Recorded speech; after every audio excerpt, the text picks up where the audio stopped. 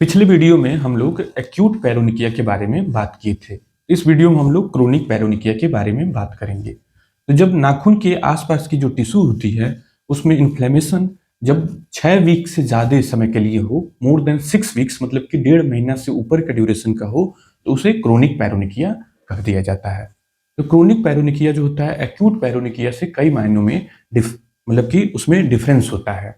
तो जैसे कि ये ज़्यादा पेनफुल नहीं होता है, इसमें मरीज को कम दिक्कत होती है, इसमें जो चमड़ी है उसमें कम सूजन होती है, उसमें पस नहीं पाया जाता है, सूखी होती है, चमड़ी जो होती है वो मोटी हो सकती है, गोल हो सकती है, कटी-फटी हो सकती है, ड्राई हो सकती है और कुछ केसेज़ में क्यूटिकल्स जो होता है वो पूरी तरह एब्सेंट होता है और साथ में नेल सल्कस जो होता है वो एक्सपोज़ हो जाता है। मतलब कि नाखून और जो नाखून का फ़ोल्ड है, मतलब नाखून और जो नाखून की स्किन है उसके बीच में एक एक एक तरह से कह सकते हैं सल्कस, या सीधे शब्दों में समझें कि एक पतली सी नाली बन गई, जिससे कि तमाम तरह के मॉइस्चर, एलर्जन, इरिटेंट वहाँ पर रुक जाते हैं और वो इस परेशानी को और ज़्यादा बढ़ा सकते हैं। इसमें फाइब्रोसिस भी देखने को मिल जाती है और इन मरीजों में एक रिस्क फैक्टर एक्यूट पैरोनिकिया का भी बना रहता है। मतलब कि जैसे ये ऑनगोइंग प्रॉब्लम है क्रोनिक पैरोनिकिया, और बीच-बीच में ऐसा हो सकता है कि एक्यूट के भी एपिसोड्स आते रहे, मतलब अचानक सूजन आ जाना, अचानक पस आ जाना, इस तरह की भी दिक्कत इन मरीजों में देखने को मिलती है। तो जो क्रोनिक पैरोनिकिया होती है वो एक्यूट की तुलना में इसकी इटियोलॉजी थोड़ी डिफरेंट होती है। जैसे कि एक्यूट हमने बात किया तो प्राइमरली वो इन्फेक्शियस ओरिजिन था, मतलब कि कीटाणुओं के कारण होने वाली परेशानी थी। लेकिन जो क्रोनिक पैरोनिकिया होता है उसको प्राइमरली एक प्रकार का एक्जिमा माना जाता है, एक प्रकार का इन्फ्लेमेटरी पैथोलॉजी होता है। लेकिन यहाँ पर ये कंफ्यूज नहीं होना है कि इसमें इन्फेक्शन नहीं होगा, इसमें सुपर इम्पोज्ड इन्फेक्शन होगा। मतलब कि जो मेन परेशानी की जड़ है वो एक्जिमेटस प्रोसेस है, इन्फ्लेमेटरी पैथोलॉजी है, उसके ऊपर से कीटाणु आकर के चमड़ी पे बैठ जा रहा है और प्रॉब्लम पैदा कर रहा है। तो इसमें इसके कॉज में क्या होगा, तो इसमें क्रोनिक कॉजेज में जो सबसे मेन कॉज आ जाता है कि जिसमें वेट वर्क हो या फिर इरिटेंट या एलर्जन का एक्सपोजर हो बार बार। वेट वर्क में जैसे क्या होगा, जैसे हाउस होल्ड वर्क है, जैसे गृहिणियां हैं, महिलाएं, घरेलू महिलाएं हैं, उनमें जो लोग बर्तन ज़्यादा देर तक धोते हैं, कपड़ा ज़्यादा दूर तक धोते हैं, तो ये सब जो होता है वेट वर्क के एग्जाम्पल हो गए। और इरिटेंट एंड एलर्जन के क्या हो गए, जहाँ पर एलर्जन या केमिकल्स तमाम तरह के बार बार उपयोग में लाए जाते हैं, जैसे कि केमिकल वर्कर हो गए या फिर जो हेल्थ केयर वर्कर हो गए, तो वो सब क्रोनिक पैरोनिकिया के लिए ज़्यादा प्रेडिस्पोज हो गए।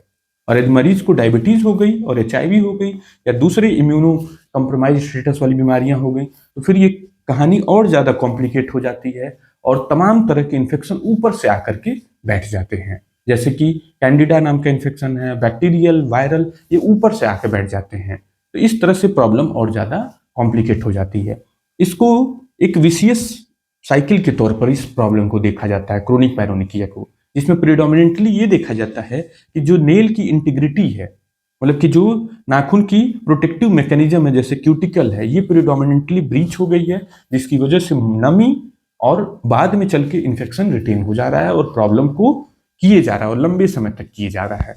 इसलिए इसके इलाज में ये सारी चीजें बड़ी ही महत्वपूर्ण भूमिका निभाती हैं, जिससे कि फिर से नाखून की जो प्रोटेक्टिव एपिथेलियम है क्यूटिकल को फिर से मेंटेन किया जा सके और इस प्रॉब्लम से निजात पाया जा सके।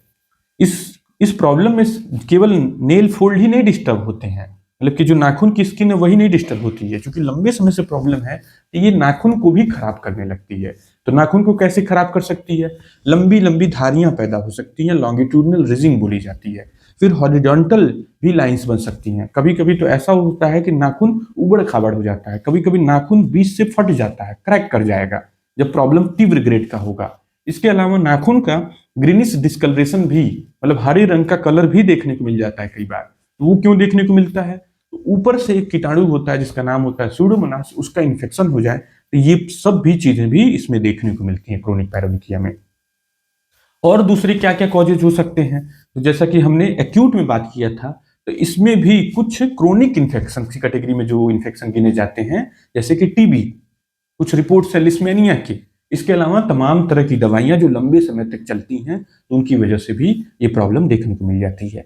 एक प्रॉब्लम होती है जिसका नाम होता है पेरिफेरल वैस्कुलर डिजीज, मतलब कि जिसमें जो हाथ पैर की खून की नसें होती हैं उनकी सप्लाई में बाधा, मतलब खून का जो प्रवाह होता है उसमें बाधा पहुंचने लगता है, तो उसकी वजह से जो नाखून है, नाखून के आसपास की स्किन है, उसमें डैमेज होने लगता है। तो ये भी एक असामान्य कारण होता है, लेकिन डॉक्टर आपका इवेल्युएट करेगा इस बीमारी को अच्छे से जड़ से ठीक करने की मुहिम में।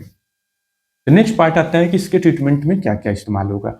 तब इसके ट्रीटमेंट में प्राइमरी जो चीज हो गया, जो सबसे महत्वपूर्ण चीज हो गया, कि आपको कारण से बचना है। जैसे जो मेन कारण थे, वेट वर्क मतलब नमी वाला काम, इरिटेंट और एलर्जन एक्सपोजर, तो इन चीजों से आपको बचना होगा।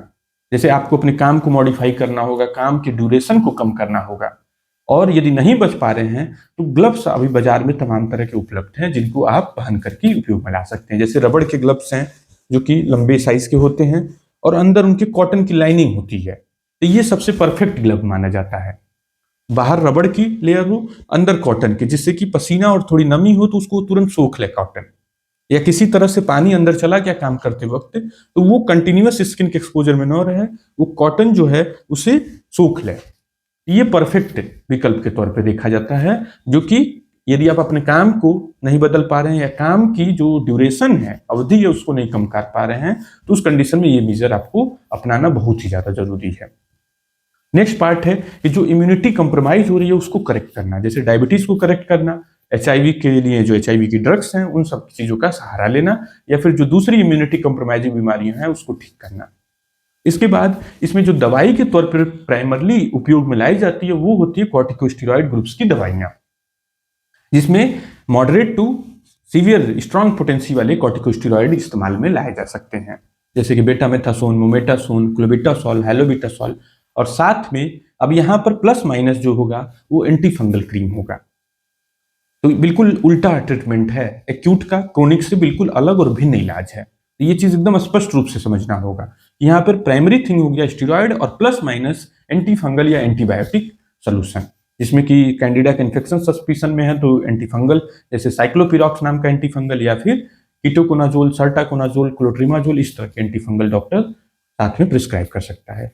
यदि प्रॉब्लम ज्यादा है तो उस कंडीशन में कभी कभी डॉक्टर ओरल कॉर्टिकोस्टेरॉइड्स का भी शॉर्ट कोर्स दे सकता है। यहाँ पे खाने वाली स्टेरॉइड गोलियों को भी थोड़े समय तक इस्तेमाल में लाई जा सकती है, और जरूरत पड़ने पे ओरल एंटी फंगल जैसे इट्राकोनाजोल, टर्मिनाफिन का भी डॉक्टर इस्तेमाल कर सकता है। जरूरत पड़ने पर यदि एक्यूट पैरोनिकिया सुपर इम्पोज्ड है तो उस कंडीशन में कभी कभी ओरल एंटीबायोटिक्स भी इस्तेमाल में लाया जाता है। तो इस तरह से इसका मैनेजमेंट किया जाता है। और सामान्य परिस्थितियों की जैसे बात हुई है, जैसे दवाइयों की वजह से तो दवाइयों को डोज कम की जाएगी या दवाइयां बदली जाएंगी। कैंसर का मरीज है तो उसमें कैंसर का जो इलाज है उसको उपयोग में लाया जाएगा। जो खून की नसें जो सप्लाई बंद हो गई थी, गड़बड़ हो गई थी, उनको ठीक करने वाली दवाइयों को इस्तेमाल किया जाएगा। तो इस तरह से क्रोनिक पैरोनिकिया का मैनेजमेंट किया जाता है।